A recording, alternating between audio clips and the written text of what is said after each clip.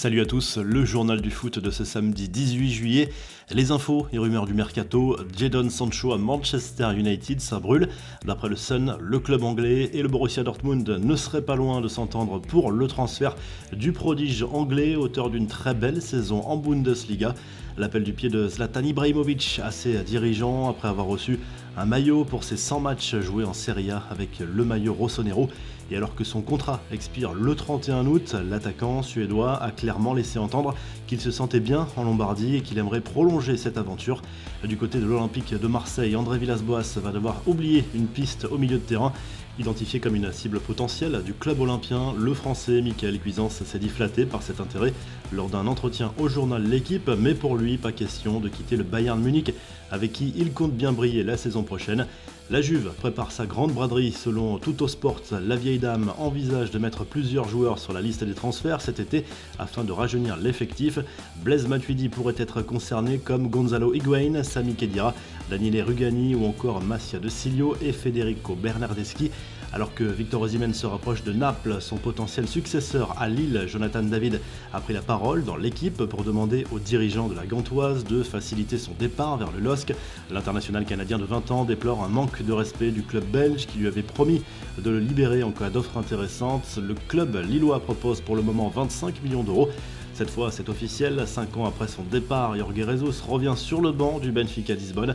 L'entraîneur portugais a présenté sa démission du côté de Flamengo, avec qui il avait remporté la Copa Libertadores l'an dernier. Les infos, en bref, la fête et quelques incidents à Leeds, leader de Championship. Le club anglais est désormais assuré d'évoluer en Première Ligue la saison prochaine. Un retour dans l'élite 16 ans après une véritable descente aux enfers. L'occasion d'assister à une superbe communion entre l'équipe dirigée par Marcelo Bielsa et les supporters venus aux abords du stade. Des fans de Leeds sont même venus jusqu'au domicile de l'entraîneur argentin pour le féliciter. Proche de Marcelo Bielsa, André Villas-Boas a félicité l'Argentin.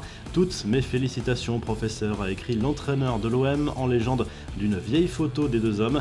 Après le coup de gueule de Messi, Luis Suarez a délivré le même message via une publication sur Instagram.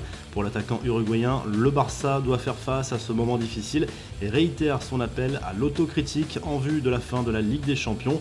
Le nouveau carton du Paris Saint-Germain en amical après son 9-0 contre le Havre. Le club parisien a cette fois laminé le club de 2e division belge Waasland Beveren 7-0.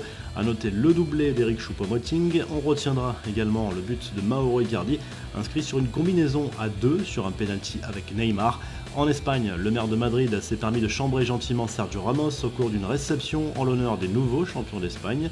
José Luis Martinez Almeida, fan assumé de l'Atlético, a certes félicité le capitaine merengue avant de lâcher « Je n'effacerai que 10 secondes de votre carrière », une allusion au but inscrit en 2014 par Sergio Ramos contre l'Atlético en finale de la Ligue des Champions au bout du temps additionnel.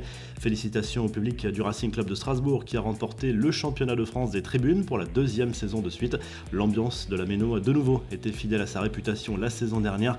Clap de fin pour le champion du monde allemand 2014, André Schürrle, le joueur de 29 ans, a décidé de mettre un terme à sa carrière après plusieurs blessures importantes. Enfin, le futur maillot extérieur de l'Inter Milan a fuité sur les réseaux sociaux. Une tunique au design assez particulier qui n'a pas l'air de plaire aux fans d'après les premiers retours sur les réseaux sociaux. La revue de presse, le journal L'Équipe consacre sa une à Memphis Depay sur lequel l'OL compte énormément pour les prochaines échéances déjà décisives, la finale de la Coupe de la Ligue le 31 juillet et le 8e de finale retour de Ligue des Champions contre la Juve le 7 août.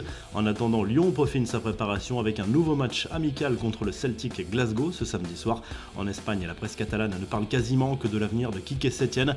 A priori, il devrait rester sur le banc du club Blaugrana pour la Ligue des Champions, mais la fracture semble déjà importante avec une partie du vestiaire catalan, Messi en tête, qui pense que Setién n'a pas les épaules pour gérer une telle équipe selon les médias catalans. De son côté, Marca évoque le retour d'Iker Casillas au Real Madrid. L'ancien gardien emblématique du club merengue va endosser le rôle de conseiller technique du président Florentino Pérez. Et en Italie, la Gazzetta dello Sport est allée enquêter sur celui qui sera peut-être le prochain entraîneur et directeur technique de l'AC Milan, l'allemand Ralf Rangnick. Le quotidien parle également des raisons qui font espérer l'Inter Milan dans la course au titre. Les Nerazzurri joueront dimanche sur le terrain de la Roma. La Juve accueillera la Lazio lundi soir.